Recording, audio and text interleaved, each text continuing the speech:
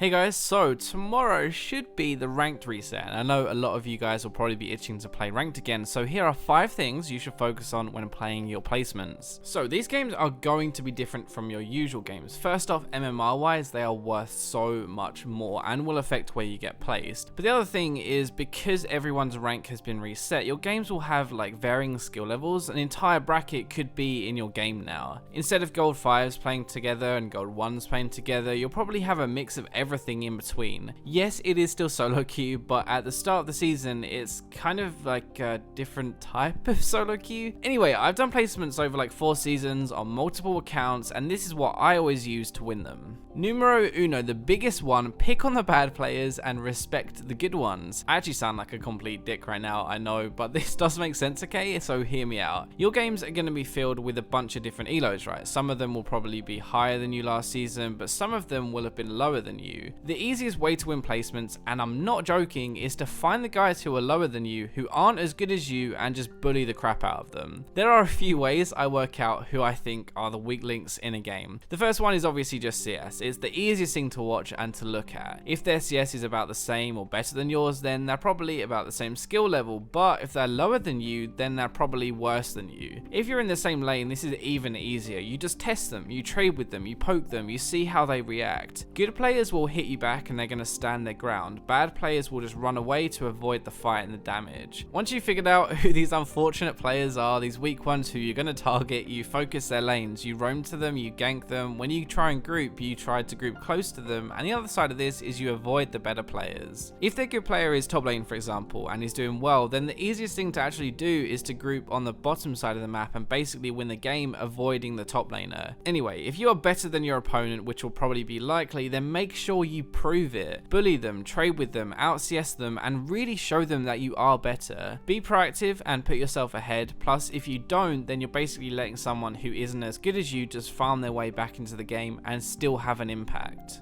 Right, second one, not as scumbaggy this time. When you're ahead, you want to group, you push your lead and get objectives. People tilt more in placements. It just happens. It's just a thing. People always want to win more. Sadly, the biggest thing is pushing your lead. Make sure that your team doesn't have a chance to throw it and tilt, but it also makes sure the enemy team tilts more by extending your lead. Now, when you get ahead, you have a gold lead, right? But that gold lead means nothing if 5,000 of your gold is sitting top lane farming minions while you fight 4v5. For that gold lead to make any difference, you have to be grouped and you have to be pushing.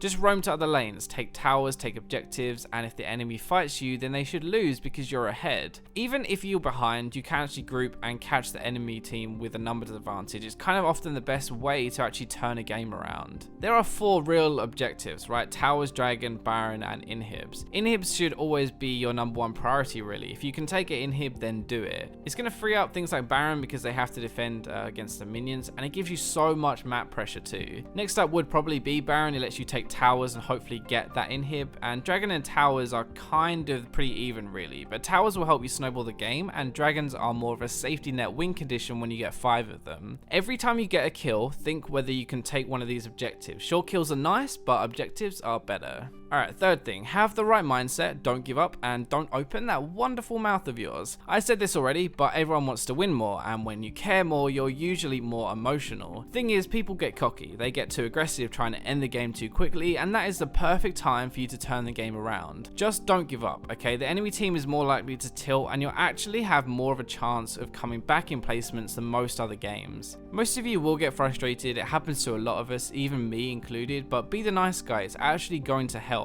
Encourage your team, play well, be nice, ping a lot, and you might actually just win the game. Number 4, this is a big one at lower elo specifically as well. Pick what you are good at and ban what is stupidly overpowered. Right now that's things like Jax, Mundo, Tarm, these guys are just too strong. Yeah, it might be good if you can play them, but really just focus on what you are good at. Like, you only have 10 shots at placement games, right? Logically, you should stand a better chance of winning those games if you're playing your main champions. Don't try to counter, don't try to cheese, don't try to play things you think are OP, just play what you are good at. Not only will you play better, but you'll have a better idea of how to win with them, like what your win conditions are. This is stuff like for Vayne, you can just sit back a little bit in lane until level 6 or get your blade and then start to fight, whereas someone for like Lucian, you'll want to bully a lot early and try to kill them. Knowing what your champion is good at is really important, especially for placement games. The last thing is Season 6 specific. Kill the bloody Rift Scuttler, please, for the love of God, just kill it. This thing is really strong and it accelerates your team into the mid game, which at the moment is the most important phase in the game. Even if you're bot lane, ask your team to do it. Keep telling them, keep pinging them when they have a chance. If their jungler ever ganks bot lane, then just go over and take it and grab the buff.